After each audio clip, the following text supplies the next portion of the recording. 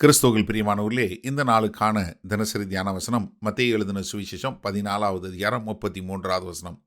மத்தேயு 14:33, மேத்யூ 14:33. அப்பொழுது படவில் உள்ளவர்கள் வந்து, மெய்யாகவே நீர் தேவனுடைய குமாரன் என்று சொல்லி அவரை பணிந்து கொண்டார்கள். அதாவது கர்த்தராகிய இயேசு கிறிஸ்துவை அவருடைய சீஷர்கள் ஆராதிக்கக்கூடிய ஒரு காரியம் என்ன? அதாவது முதல்ல நீங்கள் நல்லா தெரிஞ்சுக்கொள்ளுங்க, இவங்களுக்கு முதலாவது தேவன் யார் என்கிற வெளிப்பாடு உண்டாகிறது. ஏன்னா படகுல இருக்கவங்க என்னப்பா, அவங்களுக்கு என்ன ஒரு வெளிப்பாடு உண்டாகிறது? மெய்யாகவே நீர் தேவனுடைய குமாரன். அதாவது கர்த்தராகிய இயேசு கிறிஸ்துவனுடைய உண்மையான அடையாளம், Jesus identity, the divine identity அப்படியே அழகாக அவங்க வெளிக்காட்டுறாங்க. என்ன? நீர்தான் தேவனுடைய மெய்யான குமாரன். இப்போ இவர் தேவனுடைய மெய்யான குமாரன் அப்படின்னு சொன்ன மாத்திரத்தில் என்ன, அதுக்கு சரியான மறுமொழி என்ன? அதை எப்படி சொல்ல முடியும்? உடனே அவரை ஆராதிக்கக்கூடியதாக நம்ம யோவான் 1வது அதிகாரம் 49வது வசனத்தில் பார்க்குறோம். நத்தானியேல் சொல்கிறாரு, ரபி, நீங்கள் தேவனுடைய குமாரன் என்று அறிகிறேன் என்று சொல்லக்கூடியதா. அதனால தான் மத்தேயு 16வது அதிகாரத்தில் யார் என்னை பற்றி என்ன சொல்கிறாங்கன்னு சொல்லும்போது, பலர் பலவிதமான காரியங்கள் சொல்லும்போது, மத்தேயு 16:16 பேதுரு சொல்கிறாரு, ஆண்டவரே, நீர் மெய்யான தேவனுடைய குமாரனாகிய கிறிஸ்து என்று சொல்லக்கூடியதாக. அப்போ என்ன? கிறிஸ்து இவர்தான் தேவனுடைய குமாரன் சொன்ன உடனே அவர்கள் அவரை ஆராதிக்கக்கூடிய ஒரு காரியத்தை நம்ம பார்க்குறோம். அப்போ இங்கே இயேசு கிறிஸ்து யார் என்கிற அவருடைய அடையாளம் எதில் வருது? அவர் இயற்கைக்கு அப்பாற்பட்ட தம்முடைய வல்லமையை காட்டக்கூடியவராய் இருக்கிறாரு. அவர் தன்னுடைய தெய்வீக தன்மையை காட்டின உடனே அவர் யார் என்கிற வெளிப்பாடு உண்டாகிறது. அந்த வெளிப்பாடு வந்த உடனே அவங்க என்ன பண்ணுறாங்க? அவரை பார்த்து நீர் நல்லவர் அதெல்லாம் சொல்லலை, அவர் தேவன் என்று சொல்லி அவரை ஆராதிக்கக்கூடிய ஒரு காரியம்.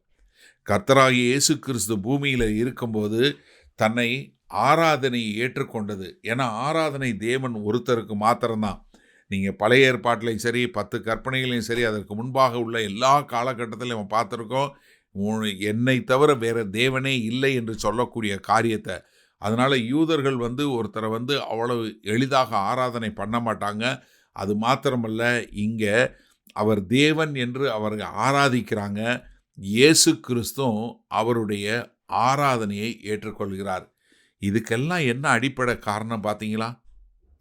என்ன? அந்த பெரிய அலை, ஒரு பெரிய ஒரு புயல். அப்போ என்ன? இவங்களுடைய விசுவாசம் எங்கே உண்டாச்சு? அந்த புயல் காட்டில். ஒரு எதிர்மறையான ஒரு சூழ்நிலை தான் அவங்களுக்கு ஒரு விசுவாசத்தை கொடுக்குது. அந்த விசுவாசம் இயேசு கிறிஸ்து யார் என்கிற ஒரு அடையாளத்தை கொடுக்கிறது. அதன் மூலமாய் அவரை ஆராதிக்கக்கூடிய மக்களாக வருகிறார்கள். சரி, இந்த நாளில் இந்த வசனத்தை நம்ம எப்படி எடுத்துக்கொள்வது? நம்முடைய வாழ்க்கையில் நீங்கள் கர்த்தராகிய இயேசு கிறிஸ்து யார் என்று உங்களுக்கு தெரியுமா? என்ன? நீங்கள் நன்றாக யோசிச்சு பாருங்கள். கர்த்தராகிய இயேசு கிறிஸ்து அவர் தேவனுடைய குமாரன் என்று தெரியுமா உங்களுக்கு? அப்படி தெரியும்னா நீங்கள் அவருடைய அடையாளத்தை நீங்கள் தைரியமாக நீங்கள் அறிக்கை பண்ணுங்க.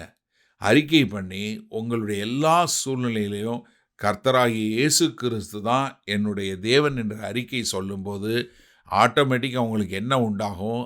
அவர் மேலே ஒரு பயபக்தியும் அவரை ஆராதிக்கக்கூடிய ஒரு நிலைமையும் உண்டாகும். ஒரு உண்மையான ஆராதனை எங்கே இருந்து தெரியுமா? வரையும் தெரியுமா? எப்பொழுதுமே பெரும்பாலான நேரங்களில் உண்மையான ஆராதனை ஒரு மோசமான சூழ்நிலையில் போய் கொண்டு இருக்கும்போது வேற எதுவும் இல்லாமல் அவங்க உள்ளுக்குள்ளேருந்து கர்த்தர் யார் என்கிற வெளிப்பாடு உண்டாகி கர்த்தரை ஆராதிக்கக்கூடிய ஒரு காரியம். அப்போ எனக்கு அருமையான சகோதரனே, சகோதரியே, இன்றைக்கு அநேகர் கர்த்தராகிய இயேசு கிறிஸ்து எனக்கு அதை செய்வார், இதை செய்வார், அவர் ஒரு நல்ல போதகர், அவர் ஒரு நல்ல தீர்க்கதரிசி, அவர் குணப்படுத்துகிறவர், இதெல்லாம் இருந்தாலும் அவர் தேவன் என்கிற ஒரு வெளிப்பாடு உங்களுக்கு உண்டாயிருக்கா? தேவன் தான், அவர்தான் தேவன் என்று வெளிப்பாடு உண்டாயிருந்தா தானாக உங்கள் முழங்கால்கள் மடங்கி, ஆண்டவரே உமக்கு ஸ்தோத்திரம், ஆண்டவரே ஒருவருக்கே துதி கனம் மகிமை என்று அவருக்கு மகிமை செலுத்தக்கூடியவராய் அவரை ஆராதிக்கக்கூடிய மக்களாய் இருக்கிறீங்களா? ஏன்னா ஒரு உண்மையான தேவன் யார் என்கிற வெளிப்பாடு வரும்போது அவருக்குரிய மரியாதையும் கனத்தையும் ஆராதனையும் கொடுக்கக்கூடிய மக்களாய் இருக்க வேண்டும். அதுதான் நாம் செய்யக்கூடிய சரியான முறை. இதோ சீஷர்கள் செய்தாங்க.